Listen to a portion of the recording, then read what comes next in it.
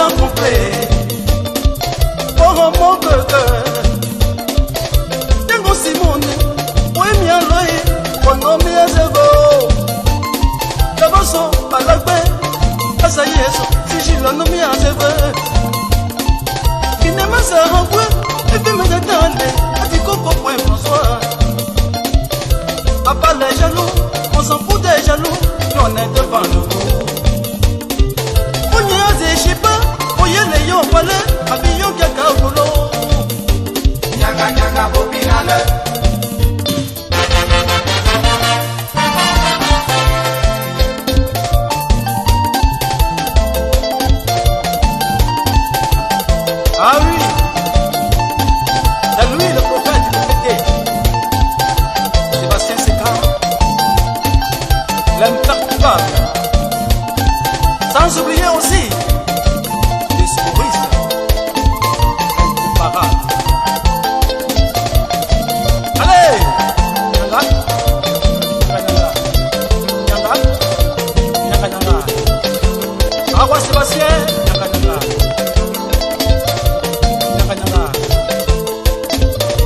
salue aussi Manus Beladepo, Jean Telesphore et Dino.